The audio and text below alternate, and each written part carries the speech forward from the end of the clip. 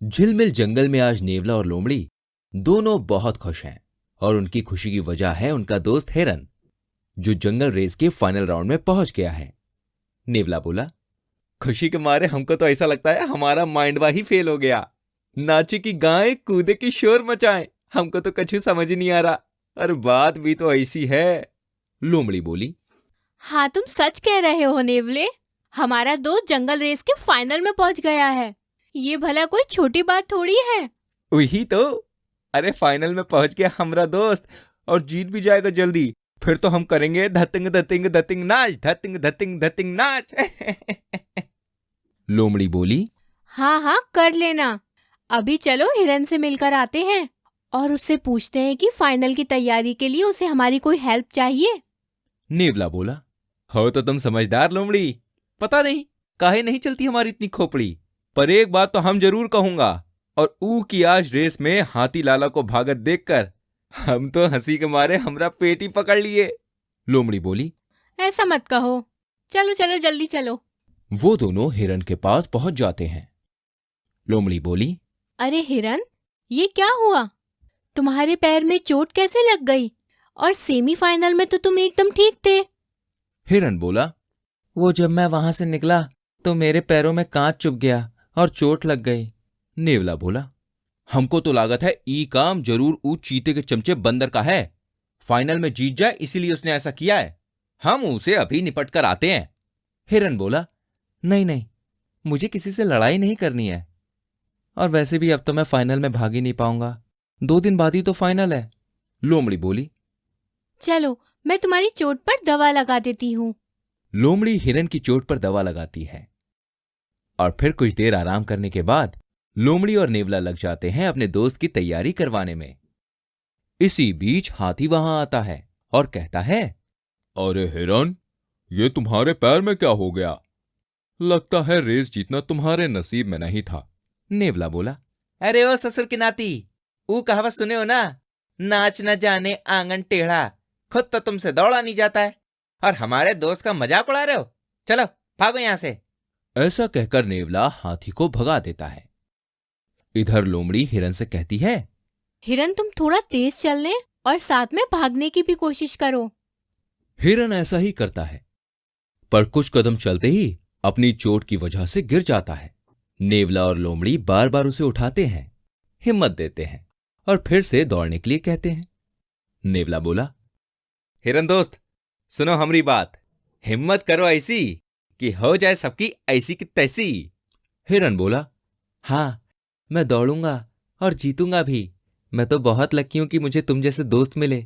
ऐसा कहकर हिरन दौड़ने लगता है और अपनी चोट के बाद भी दौड़ता जाता है और पीछे से नेवला और लोमड़ी उसके लिए ताली बजाते हैं। इसी तरह कोशिश करते हुए फाइनल का दिन भी आ ही जाता है और फाइनल के लिए सभी लोग पूरी तरह से तैयार हैं। चीते का सपोर्ट करने के लिए बंदर और हाथी आए हुए हैं और हिरन के साथ उसके दोनों दोस्त लोमड़ी और नेवला थे। अब दौड़ शुरू होने वाली है। नेवला बोला, हिरन, जाओ जाओ, जल्दी जाओ और जीत कर आओ। हिरन और चीता दोनों भागने लगते हैं। हिरन बहुत कोशिश करता है, कई बार चीते से आगे भी निकलता है, पर आखिर में रेस चीता ही जीत जाता है। बंदर और हाथी खुशी से ताली बजाते हैं और इधर हिरन सोचता है कि उसके दोनों दोस्त मायूस होंगे। पर यह क्या, नेवला और लोमड़ी तो जोर जोर से ताली बजा रहे हैं। हाथी बोला, अरे पागल हो गए हो क्या? देखा नहीं तुमने, तुम्हारा दोस्त हार गया तो ताली क्यों बजा रहे हो बुड़बक? नेवला बोला, वो इसलिए क्योंकि हमरे दोस्त ने कोशिश की। चोट लगने के बाद भी वो हिम्मत नहीं हारा और फाइनल रेस में चीते के संग रेस की। चीता और हिरन भी तब तक वहां आ जाते हैं और ये बात सुन लेते हैं। चीता बोला, तुम बिल्कुल ठीक कह रहे हो नेवले।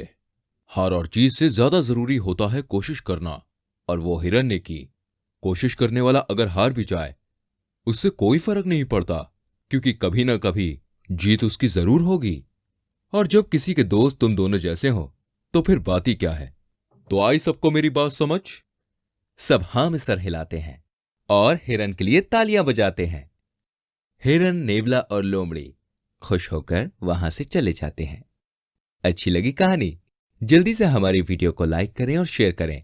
ऐसी और कहानियों को देखने के लिए चैनल को सब्सक्राइब करें, बेल आइकन भी प्रेस करें, जिससे आप तक हमारी सभी कहानियां पहुंचती रहे। मिलेंगे आपसे एक और कहानी के साथ। तब तक के लिए अपना ख्याल रखिए।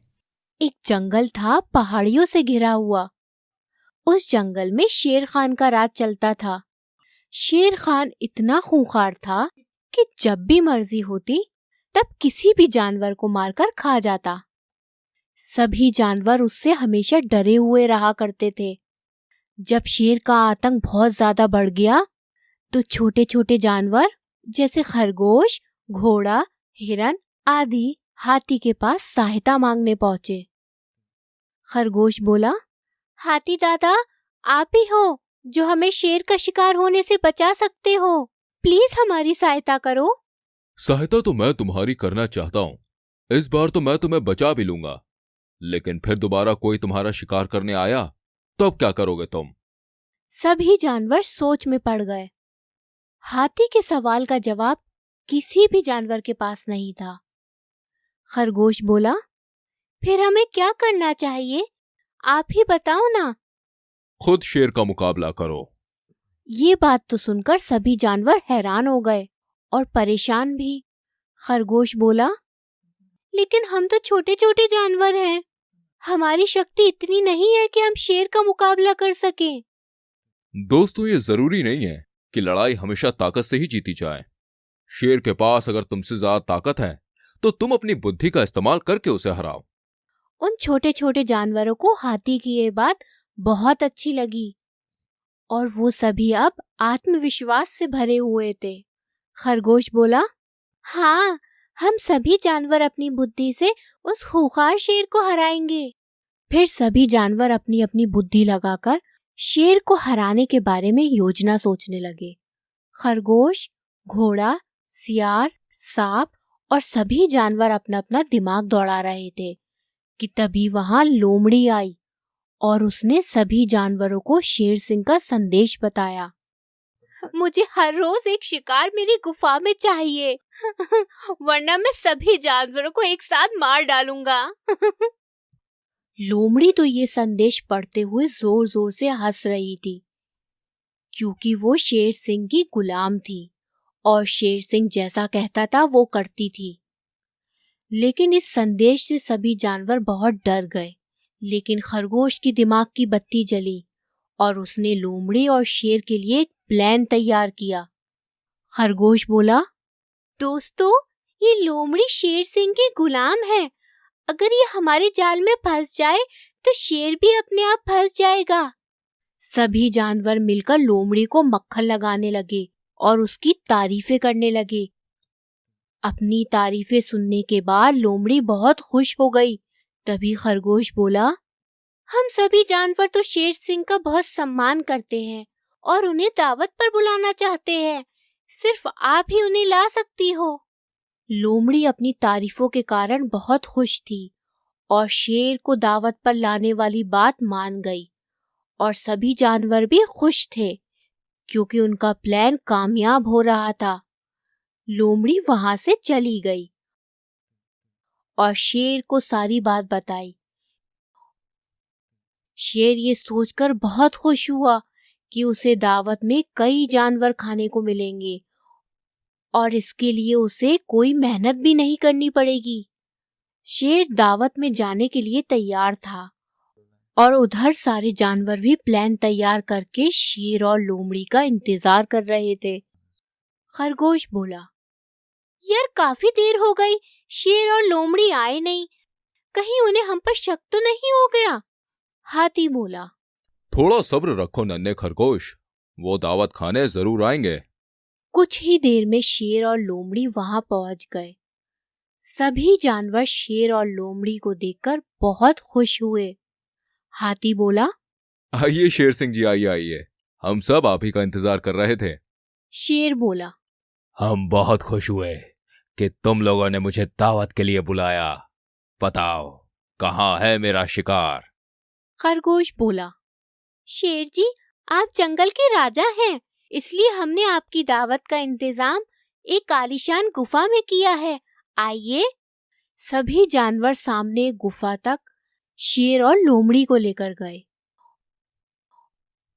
खरगोश बोला, इस गुफा में खूब सारे जानवर हैं, आप जितना मर्जी खाइए। शेर और लोमड़ी गुफा में जाने लगे। तभी शेर को कुछ याद आया। शेर बोला, तुम लोगों ने मेरे लिए कोई जाल तो नहीं बिछाया है? खरगोश बोला, नहीं सरकार, हमारी इतनी हिम्मत कहाँ। शेर बोला, समझदार हो। इतना कहकर शेर और लोमड़ी गुफा में चले गए और उनके अंदर जाते ही सभी जानवरों ने मिलकर एक बड़ा सा पत्थर गुफा के द्वार पर लगा दिया। गुफा बंद हो गई। शेर और लोमड़ी अंदर से चिल्लाते ही रह गए। अब सभी जानवर बहुत खुश हैं और शेर का डर भी अब खत्म हो गया। दोस्तों, तुम्हें पता है बाघ जंगल का सबसे खतरनाक जानवर होता है और सुंदरबन के बाघों को तो दुनिया में सबसे खूंखार माना जाता है। सुंदरबन में एक बाघ था जिससे सभी जानवर बहुत डरते थे, लेकिन कोई एक ऐसा भी था जो बाघ से बिल्कुल नहीं डरता था। मैं हूं जादूगर चूहा। हाँ दोस्तों, वो था जानवर चूहा। बिल्कुल निडर था, किसी से भी नहीं डरता था। उसके दोस्त थे सुनहरा हिरण और छुटकू बंदर। लाइफ मजे में कट रही थी। चूहा अपने दोस्तों को अक्सर बढ़िया बढ़िया जादू दिखाता था। दोस्तों, ये सामने टोपी देख रहे हो? मैं इसके अंदर से अभी खरगोश निकाल के दिखा सकता हूं। उसके दोस्त गौर से देख रहे थे और जैसे ही चूहे ने छड़ी घुमाई, उस टोपी के अंदर से एक खरगोश निकला। छुटकू बंदर और सुनहरा हिरण ताली बजाने लगे और बहुत खुश हुए। अरे, तुम लोगों की तालियों से खरगोश डरकर भाग गया, पकड़ो उसे। जैसे तैसे खूब दौड़ भाग के वो खरगोश पकड़ में आया। इस तरह वो खूब मस्ती करते रहते थे। लेकिन एक दिन सुनहरे हिरण को रास्ते में बाघ मिल गया। बाघ भैया, मुझे मत खाना प्लीज। लेकिन बाघ नहीं माना और उसने सुनहरे हिरण पर हमला कर दिया। सुनहरा हिरण अपनी जान बचाकर भागा और अपने दोस्तों के पास पहुंचा। उसने अपने दोस्तों को सारी बात बताई।